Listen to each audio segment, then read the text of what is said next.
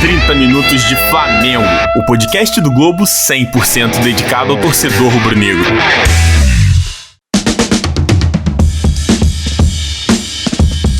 Olá, torcedor rubro-negro! A bola está rolando para o primeiro episódio do podcast 30 Minutos de Flamengo, o podcast semanal do Jornal o Globo dedicado exclusivamente ao Mengão. Pela próxima meia hora aqui só se fala do mais querido. E no episódio de hoje a gente vai discutir que não há motivo para pânico. A troca de comando no Flamengo de Jesus para Domenech pode ter começado um pouquinho ruim, mas a torcida pode ter calma que o projeto está em construção. Vamos também discutir o que a torcida pode esperar desse novo treinador e o que é este clima de troca de técnico no Flamengo. Como eu falei, esse podcast é exclusivamente dedicado ao rubro-negro, mas o Globo também está lançando seus podcasts para as outras torcidas. Então pode avisar aí ao tio tricolor, ao primo botafoguense, o amigo vascaíno também, que eles também podem ouvir sobre o seu time. O primeiro episódio do 30 Minutos de Vasco sai ainda nessa terça, 11 de agosto, e na sexta, dia 14, estreiam os podcasts de Fluminense e Botafogo. Antes de começar, só vou explicar aqui qual é a ideia do nosso programa. A gente quer aproximar você, torcedor, do dia a dia do Flamengo. Então, afinal, a gente vai debater aqui os principais temas comentados nas redes sociais e, é claro, trazer os bastidores das entrevistas e reportagens que você já está acostumado a ler no Jornal Globo. E funciona assim, a gente tem uma dupla fixa e sempre trazemos um convidado especial a cada episódio. Então, aproveita aqui para dar as boas-vindas a quem vai estar comigo em todos os podcasts sobre o Flamengo, que é o Diogo Dantas, setorista do clube na equipe de esporte do jornal, e também ao nosso convidado do primeiro episódio, Carlos Eduardo Mansur, também repórter e colunista do jornal O Globo. Fala aí, Diogo. Bom dia, Giovanni. Bom dia ao torcedor rubro-negro. Sejam todos muito bem-vindos. Cumprimento aí o companheiro Mansur.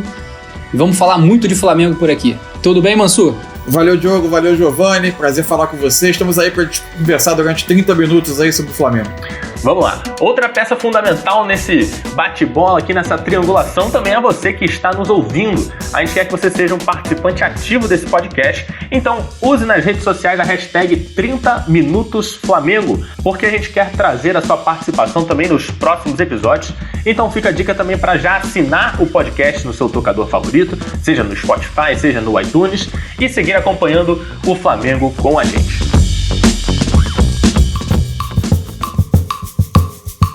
Não tinha como a nossa pauta principal do nosso programa inaugural ser outra a não ser a troca de comando no Flamengo, né? A gente viu aí a saída do Jorge Jesus e a chegada do Domenech Torrent, que, se você ainda não sabe como pronuncia o nome do treinador do Flamengo, tem uma matéria lá no Jornal Globo já falando sobre isso, é só pesquisar no nosso site. E algumas pessoas podem dizer que, com todo respeito ao Adriano Imperador, ao Atirson, ao Everton Ribeiro, começou com o pé esquerdo, mas a gente tá aqui para dizer que o torcedor precisa ter calma, porque o projeto do Dome tá só começando. Diogo, vamos falar um pouquinho sobre como é que o Flamengo vive essa troca de comando, porque a gente viu aí que todas as últimas trocas de treinador no Flamengo era sempre por causa de resultados ruins, mas dessa vez foi o contrário, né? Por causa de um projeto mais vitorioso que o time teve nos últimos anos. Pois é, Giovanni, realmente é um tema que percorre a história do Flamengo, né? São mais de 100 treinadores. Jorge Jesus deixou um trabalho muito vitorioso, né? A gente já viu aí desde a saída dele para o Benfica que as razões foram pessoais, que ele queria voltar para perto da família. E aí o Flamengo foi em busca de um outro treinador com ideias parecidas, mas não totalmente iguais, que é o catalão Domenech Torrent. Fez essa contratação, ele teve uma semana de trabalho e aí o Flamengo perdeu na estreia do Campeonato Brasileiro para o Atlético Mineiro. Mas como é que é esse clima de troca de treinador no clube, né? A gente viu que desde a gestão Rodolfo Landim começar, já houve uma primeira troca, né? O Dorival Júnior terminou 2018 com até uma boa campanha no Campeonato Brasileiro e a direção contratou o Abel Braga. O Abel veio, né? Chegou com a formação do elenco que a gente vê hoje ainda no início, e conseguiu aí título estadual, campeonato, depois classificou o time para a segunda fase da Libertadores e acabou não dando aquela liga, os resultados não vinham, começou aquela má impressão com o discurso do Abel e aí se buscou o Jorge Jesus, que ganhou praticamente tudo, que em 7, 8 meses fez uma revolução aqui no Flamengo. Então realmente substituir esse treinador, né, é um treinador europeu, não era uma tarefa fácil. A diretoria não quis um treinador brasileiro, né? Não que tivesse algum tipo de preconceito, mas viu que o mercado não tinha ninguém que pudesse manter esse projeto do Jorge Jesus e foi à Europa tentar se reunir com alguns candidatos do exterior. O português Carlos Carvalhal, o Leonardo Jardim, também português, era uma opção. O espanhol Miguel Ángel Ramírez, que está no Independiente Del Valle, né, que foi campeão sul-americano, era uma opção também de alguns membros da diretoria. Esse aí também não sabia, não. Pois foram muitos treinadores oferecidos, inclusive, que o Flamengo tem agora esse chamariz aí para um técnico de fora vir desenvolver o seu trabalho. E aí o Torrent foi escolhido, né, agradou pelas ideias de uma forma geral, para manter o time com agressividade, com ofensividade. E nesse primeiro jogo a gente viu que houve esse tropeço porque o processo ainda está em adaptação. Mas esse processo ele foi muito tranquilo ali de se manter esse projeto. A ideia fixa da diretoria era de não fazer uma mudança de rumo agora, né? Com o elenco formado, o objetivo principal no Flamengo hoje é essa hegemonia no futebol brasileiro e sul-americano.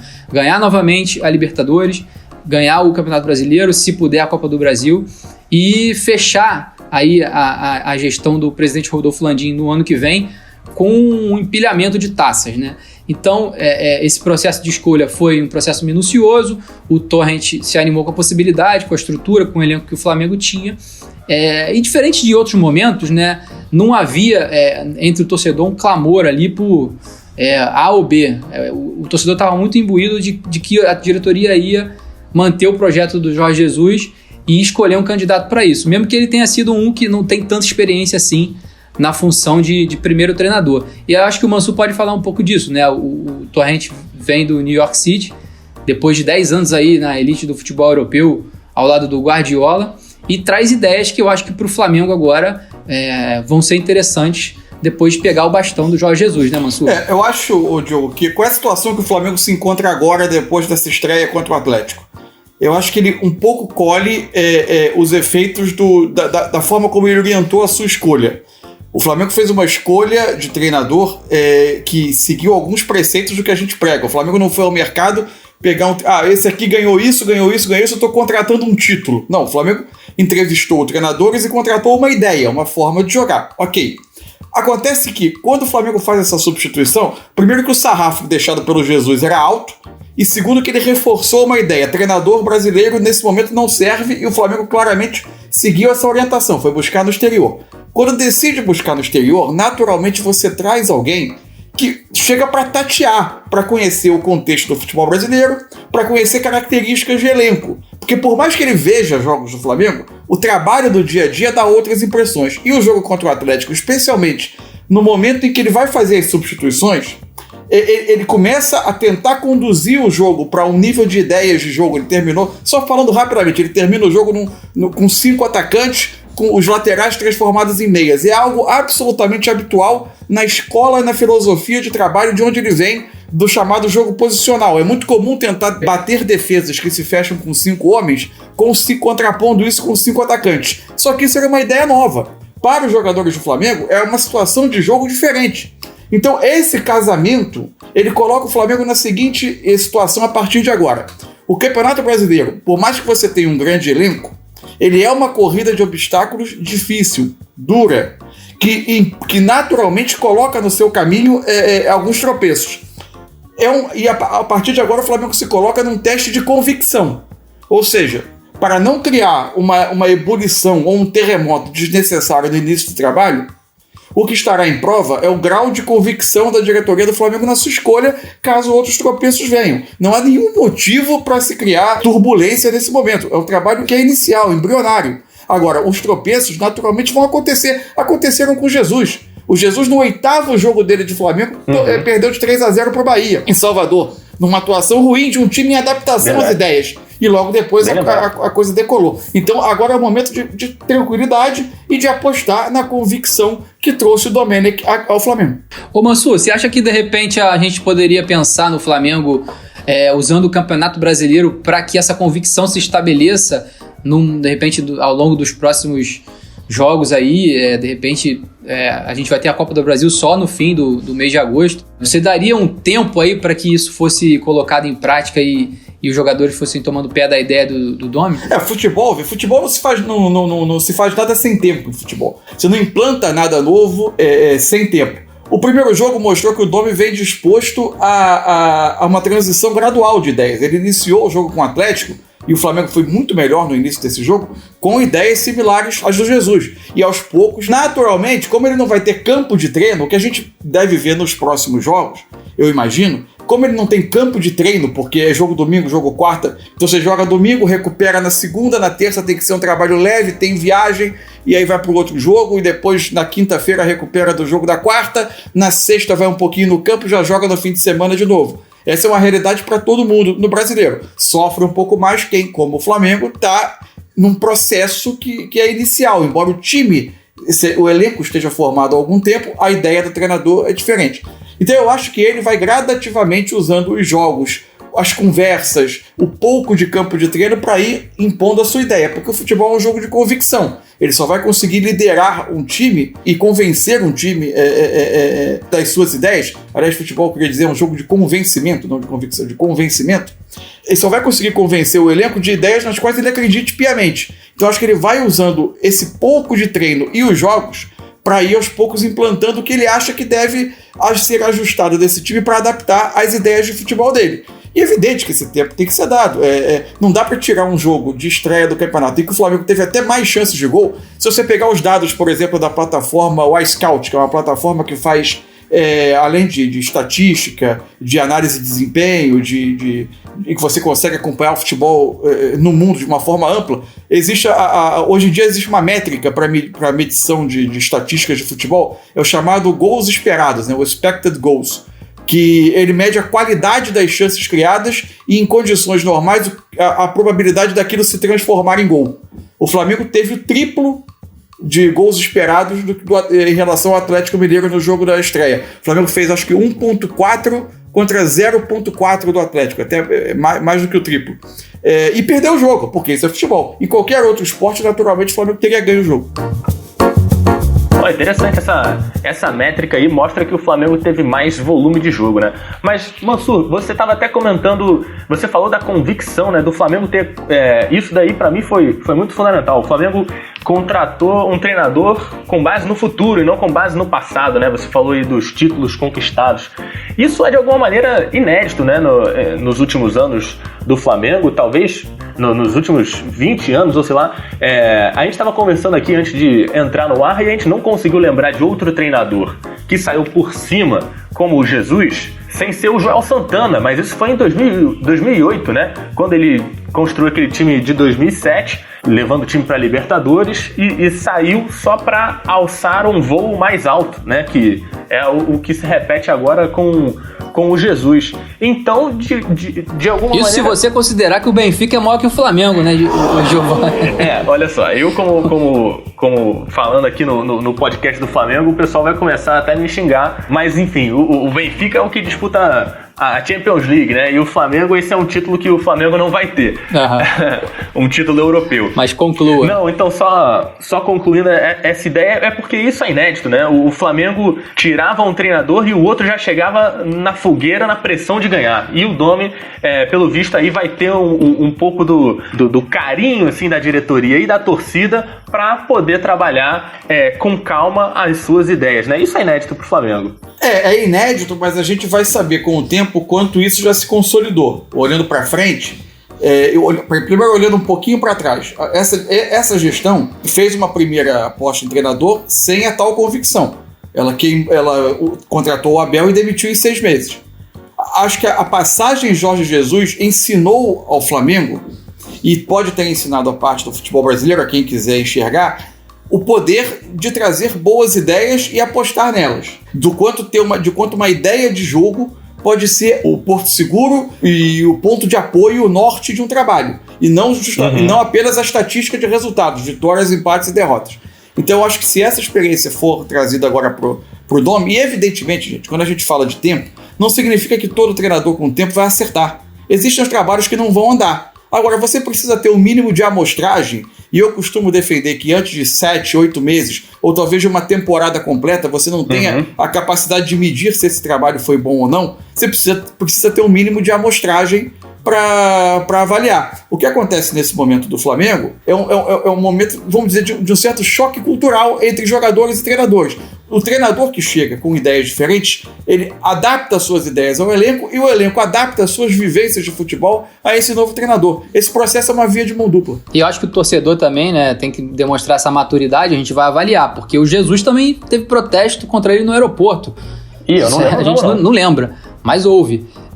Então essa situação que o Flamengo vive, né, depois de alguns resultados negativos, né, com política envolvida muitas vezes, às vezes de torcidas organizadas, essa realidade ali da Gávea, que está muito distante hoje da vivência do Ninho do Urubu, que é uma estrutura de ponta e tudo, ela está presente e fica adormecida até esses momentos acontecerem.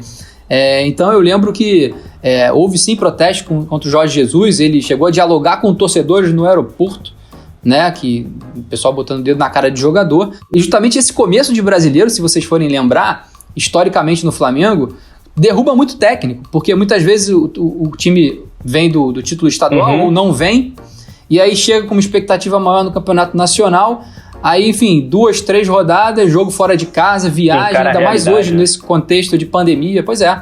Então assim, eu ainda estou assim, numa posição de observar essa convicção que o Mansur falou, que não necessariamente tem que ser só da diretoria. Acho que o torcedor entendeu que o projeto Jorge Jesus deu certo, mas ele também foi, digamos assim, convencido pelos resultados. Evidente. Embora o início também não tenha sido essas mil maravilhas, mas o Jesus, logo que apresentou suas ideias, saltou aos olhos o estilo de jogo do Flamengo. E é importante, eu falo isso, que é importante que nesse primeiro momento do Domi haja um primeiro sinal de que a coisa vai começar a se manter no mesmo patamar, chamar o torcedor para si, já que ele não está no estádio, né, na arquibancada, que o torcedor consiga ver alguns elementos nesse trabalho do Domi logo no início, para que não comece aquele burburinho, poxa, vamos trocar o Jesus por outro treinador, e aí esse bastidor do Flamengo normalmente reaparece. Enfim, é aquela coisa que a gente às vezes vê, muro pichado, protesto no CT, que é esse atraso aí do futebol brasileiro, mas que ainda existe no clube, né? Ô Diogo, mas a minha sensação é de que, de fato, a forma como a escolha foi feita, ela meio que faz com que o Domi chegue muito credenciado. Eu acho que a gente está falando um pouco isso após uma única derrota, e isso é um pouco porque o futebol brasileiro nos educou a pensar assim, muito né? A ficar sempre alerta com qualquer estabilidade. Eu acho que isso no Flamengo, no momento, é uma página virada. Eu acho que eu estou muito convicto de que o Domi veio para uma aposta de médio e longo prazo, sim. Eu tenho absoluta convicção de que não há nesse momento um indício de que vai haver uma instabilidade.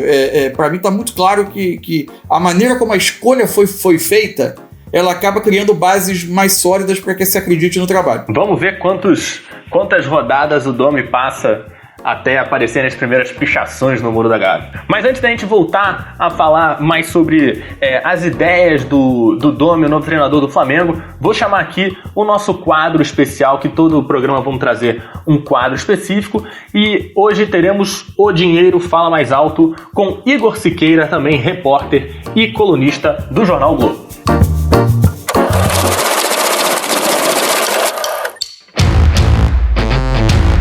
A disputa pelos primeiros lugares do Brasileirão, da qual o Flamengo participa, obviamente tem um reflexo financeiro.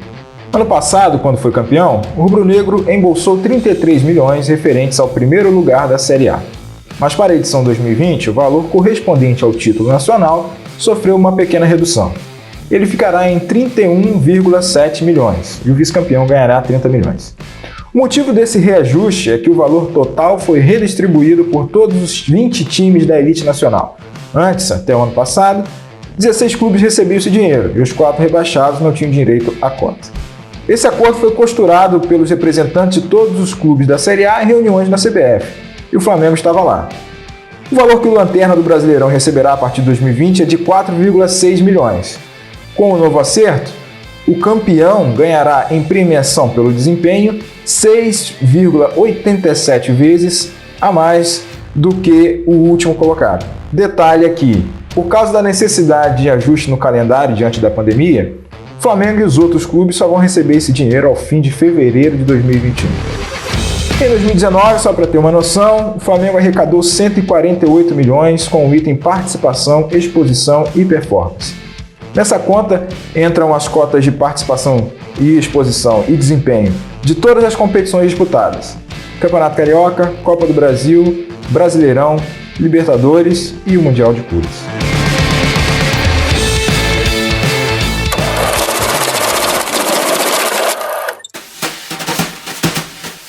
O novo treinador do Flamengo é o senhor Domenech Torrent. Vamos ver então o que muda com o time mesmo do Flamengo, os 11 dentro de campo que vão estar batalhando pela vitória, do Flamengo de Jesus para o Flamengo de Torrent. A gente tem toda essa questão aí do jogo posicional, né, na escola do Guardiola, que, Mansur, você deixou muito claro ali na sua matéria que você publicou na terça-feira. Torrent reinverte a pirâmide em sua estreia do Flamengo. Sugiro aí para o nosso leitor, que agora é ouvinte, leia lá a matéria, porque vai ficar muito claro, né, com o esquema tático e tudo, o que muda, pelo menos nessa estreia do Domi como treinador do Flamengo.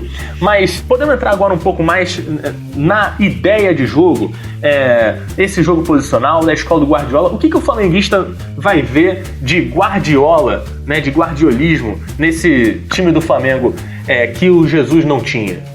Bom, vai ver, dependendo da velocidade com que o Domenech implementar essas mudanças, a gente vai ver uma forma de atacar diferente. Uma coisa que é importante dizer, me parece muito claro, eu acho que o primeiro jogo já deixou isso muito explícito no campo, os próximos seguramente mostrarão. Não se perderá a tentativa de recuperar a bola rapidamente, pressionando o adversário, e nem a volúpia ofensiva, a disposição de buscar sempre o gol. Eu acho que isso está mais do que provado, é da escola do Domenech, é da filosofia do Jesus. O que muda é que os dois entendem a forma de atacar como duas maneiras diferentes, com mecanismos diferentes.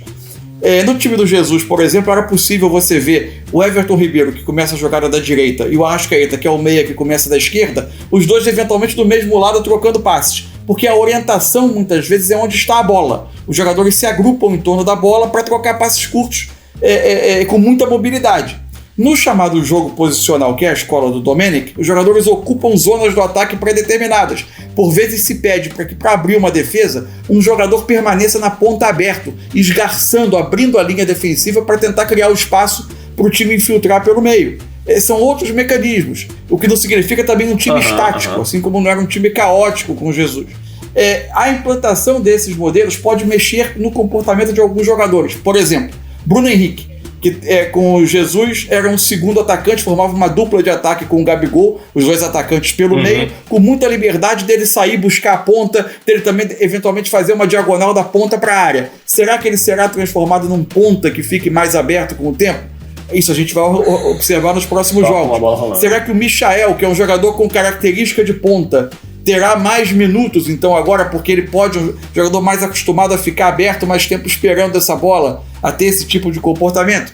Vamos ver. Ou se ele tentará fazer um jogo um pouco mais posicional, mas com as mesmas peças, aproveitando a espinha dorsal do time do Jesus. Eu acho que isso tudo os próximos jogos vão ensinando a gente. É o que tem de muito interessante para a gente observar nessas partidas que o Flamengo fará a partir de quarta-feira contra o Atlético Goianiense. Ô Mansur, você acha que de alguma forma o 11 ideal do Flamengo corre risco de sofrer alguma modificação aí para a sequência do campeonato? Eu pergunto porque nessa primeira partida, assim como no começo do Jorge Jesus, em que a defesa demorou um pouquinho de tempo para se ajustar, eu vi alguma dificuldade, somente do Léo Pereira ali, né, naquele lado esquerdo. E a gente até viu que o Benfica, além do Bruno Henrique também, se falou em Léo Pereira, falou-se em Gerson, um jogador que veio para substituir o Pablo Mari, que tinha bastante esse poder de adaptação, chegou jogando muito bem. Enfim, você acha que é uma posição ali que não tem titular absoluto? Veria outra posição no Flamengo com risco de troca? Eu acho que você tocou em dois pontos importantíssimos. Primeiro, uma dificuldade de 2020 do Flamengo. Quem iria imaginar no ano passado, com todas as contratações de peso, jogadores de status, altamente talentosos, que um defensor vindo da segunda divisão da Espanha seria a substituição mais difícil do Flamengo em 2020. Por quê? Quando você quer construir jogadas desde a defesa, ou seja, você não sai com bola longa, com chutão, você quer sair tocando, você quer sair com os zagueiros participando da construção, pode parecer uma enorme bobagem, mas um zagueiro pelo lado esquerdo que seja canhoto faz muita diferença. Primeiro, o Flamengo jogava com uma defesa adiantada. Ele não era rápido para correr atrás de bola lançada pelo adversário, mas ele tinha um posicionamento que fazia ele ganhar segundos ou milésimos de segundo importantíssimos e não perder na corrida para atacante nessas ações de contra-ataque do adversário.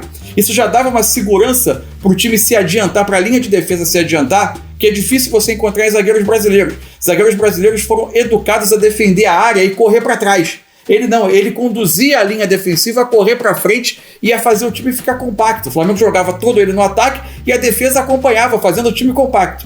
Então isso é um ponto importante do Pablo Mari. E outra saída de bola. Ele tinha uma inversão de bola da esquerda para o Rafinha, por exemplo, na direita, que é mais fácil o canhoto fazer do que o destro. Porque se o destro está pelo lado esquerdo da defesa, ele tem que ajeitar o corpo para fazer essa virada, ele já perdeu segundos e a marcação já leu e já encostou no Rafinha. Então tudo isso são pequenos mecanismos que a saída dele tornou muito difícil de suprir. Né? Vale lembrar que o Flamengo contratou o Gustavo Henrique dos Santos, que é canhoto também, e depois o Léo Pereira veio logo depois da saída do Mari, né? Você via nos primeiros jogos o Jesus enlouquecido na beira do campo com o Gustavo Henrique e o Léo Pereira, sim. Porque o comportamento não era de adiantar com a linha de defesa, era de correr para trás. Uhum. Então isso esticava, espaçava o time um pouco e prejudicava também depois da saída. A saída de bola não vinha tão bem com eles. Agora, o ponto do 11 que você falou, de ter o 11 titular, aí eu acho que é uma questão do Flamengo e de todos os outros 19 clubes do Brasileiro. A gente vai ter um calendário muito atípico. Vai ter jogo, os times podem fazer até 140 jogos até novembro de 21. Talvez a gente perca a noção de qual é o 11, porque vai ter que rodar tanto, né? Então, naturalmente, e qual é o desafio de um treinador como o Domenech, que chega com suas ideias de jogo e o campeonato em andamento? Fazer, mesmo com esse calendário maluco, todo o elenco entender qual é a ideia para que nas trocas o modelo não seja tão afetado. Quando você trocar 4 ou 5 num jogo, para você, e eu não digo nem de manter o nível técnico do jogador, do padrão técnico, porque a substituição naturalmente afeta, isso faz parte do jogo. Mas é você manter o modelo intacto, que todos executem as mesmas funções, saibam o que ele espera de um lateral, o que ele espera de um volante, o que ele espera de um meio interior, o que ele espera de um atacante e como é que são esses comportamentos. E aí o processo de troca de treinador vai ser um laboratório, na verdade. Eu acho que esse Campeonato Brasileiro vai acabar, como eu falei, nessas primeiras rodadas, vai obrigar o Flamengo a rodar um pouco o elenco, a dar jogo também para o 11 ideal. Então vai ser assim, são muitos objetivos que o Domenech vai ter que colocar em prática. E eu vejo realmente vulnerável essa questão da defesa, porque muito provavelmente os times também vão se armar para um tipo de jogo que, se não vai se modificar tanto, e a gente já viu até contra o Atlético Mineiro, com 2 ou 3 passes vindo da defesa ali, depois de chamar o Flamengo para sua área, deu muito trabalho. E eu lembrei justamente do começo do Jorge Jesus, em que você não tinha aquela segurança defensiva muito grande, só depois o time começou a se acertar, né? O jogo com o Bahia virou um clássico nessa história, né? Sim. O Flamengo, era o Arthur, o ponta que hoje está no Bragantino, diante ali, justamente no lado Mari e Felipe Luiz. Exatamente. Pelo lado esquerdo da defesa do Flamengo, que estava em ajuste de posicionamento, de entendimento da forma de jogar, e um dia que o time inteiro também não jogou bem, né? E aquele jogo virou um clássico. E a discussão agora também, Mansur, eu tenho visto nas redes aí o pessoal falar, será que de repente não improvisa o Arão ou o Thiago Maia como zagueiro? Porque o Flamengo tem o Gustavo Henrique, depois é a garotada, né? Tem o Túlio, que joga mais pelo lado direito. Então, acho que por um processo aí de adaptação, eu utiliza mesmo o Léo Pereira e confia nele, né? Eu acho que no início vai pela experiência. Agora, eu acho que como potencial de futuro, bem trabalhado por um treinador com essas ideias ousadas de defesa adiantada, de um zagueiro técnico, de boa saída de jogo, eu acho que como visão de futuro, o Tuller tem grande chance de ganhar espaço com o passar dos meses. É evidente que o Domenech não faria uma mudança dessa radical com uma semana de clube. Não existe. Ele está conhecendo os jogadores. Talvez nos GTs que ele tenha visto tenha tido poucos minutos de Tuller, para observar. Mas eu acho que com o tempo, eu não acho nada surreal que ele ganhe muitos minutos de jogo. Túlio, inclusive, que renovou o contrato dele aí, né? Então é uma aposta mesmo de longo prazo. Nada como o tempo, então, para mostrar quais vão ser as saídas que o Domenech vai encontrar para botar o Flamengo de volta no patamar que esteve em 2019, né? Futebol é tempo. Futebol, essencialmente, é tempo e comportamentos que vão se tornando naturais, que vão se tornando automatizados. Então não adianta começar a discutir futuro de treinador em um jogo. E por falar em tempo, já vejo aqui que o nosso quarto árbitro aqui do podcast levanta a plaquinha indicando os nossos acréscimos.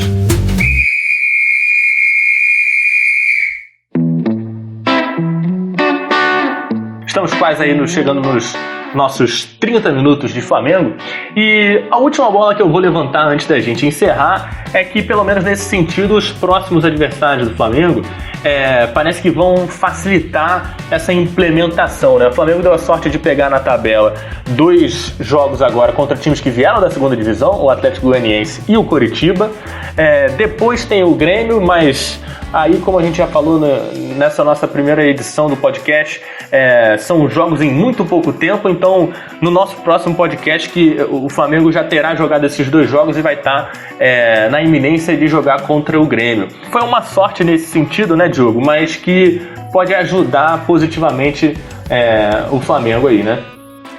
Pois é, agora vamos ver pra frente como é que o time se comporta. É importante ressaltar aqui que nesse processo de troca, né, esse segundo semestre a coisa tá muito embolada. Tem Copa do Brasil, vai ter Libertadores em setembro também. Então o Flamengo com essas 3 frentes, com um elenco em que, vale lembrar, né, tem um time A muito bom, tem um time B, um reserva muito bom, investiu aí desde o começo do ano e montou um grupo muito forte, tanto que não tem nem espaço para garotada hoje. Então eu acho que o Flamengo hoje é isso, assim, o treinador europeu vem para cá, quer chamar a atenção do mundo com as suas ideias aqui no Flamengo. O jogador que atuava na Europa, muitos vieram para cá. O Flamengo renovou com as suas principais peças, o Ribeiro, o Bruno Henrique, comprou o Gabigol. Então esse ano é o ano de consolidação de tudo que já deu certo desde meados de 2019. Sim. É o ano de reforçar isso, como disse o Domenech na sua apresentação. Voltar a vencer é muito difícil. Então o desafio é esse, o Flamengo num processo de adaptação, tendo que repetir ou até ir além do que conquistou em 2019, e a gente vai ter muito tempo aqui para debater vários temas relacionados a isso aqui no nosso podcast. Maravilha. Fim de papo, então, infelizmente, tempo esgotado no nosso primeiro 30 minutos de Flamengo, que passa rápido, né? 30 Minutos de Flamengo é o podcast do Jornal Globo dedicado exclusivamente à torcida rubro-negra e ao mais querido do Brasil. Nessa conversa a gente conta com a equipe de esportes do Jornal Globo, que são as mesmas pessoas que levam a você informações e análises de qualidade todos os dias. Então não esquece agora, assim que acabar nosso episódio, corre lá no site do Jornal Globo para ver quais são as últimas novidades sobre o seu clube e sobre o futebol. Para deixar suas sugestões e sua participação, lembrem-se de usar então a hashtag 30 Minutos Flamengo no Twitter ou em outras redes sociais, porque a gente quer trazer a sua participação para o nosso programa. Então, para lembrar, você também pode nos encontrar pelas redes sociais do Jornal Globo e especificamente a @oglobo_esportes no Twitter. Queria agradecer então a participação especial de Carlos Eduardo Mansur e a companhia de Diogo Dantas, que estará comigo ao longo do podcast 30 Minutos de Flamengo nesse ano de 2020. Diogo, um abraço, até a semana que vem. Muito obrigado aí, Giovanni. Vamos em frente, agradecer ao Mansur pela parceria. Lá no Twitter, @Diogo Dantas, quem quiser, a gente vai postar o episódio, sugestões, críticas, temas, tudo que vocês quiserem saber, a gente vai trocando lá, como a gente já faz, tá bom? Muito obrigado aí e até a próxima. Valeu, Mansur. Valeu, Diogo. Valeu, Giovanni. Prazer falar com vocês, que a gente tem um grande campeonato brasileiro, uma grande volta do futebol, se a pandemia deixar, né? Que os obstáculos estão grandes. Abraço pra todo mundo. Valeu, Mansur. Muito obrigado pela sua participação, mais do que especial, sempre. E eu, Giovanni Sanfilippo, também agradeço a você que nos ouviu nesse episódio e tenho certeza que vai seguir conosco ao longo do ano. A coordenação do podcast 30 Minutos de Flamengo é de Thales Machado e de Roberto Maltic. A produção é de João Pedro Fonseca e a edição é de João Guilherme Lacerda. Até a semana que vem e saudações rubro-negras a todos. Até lá! 30 Minutos de Flamengo, o podcast do Globo 100% dedicado ao torcedor rubro-negro.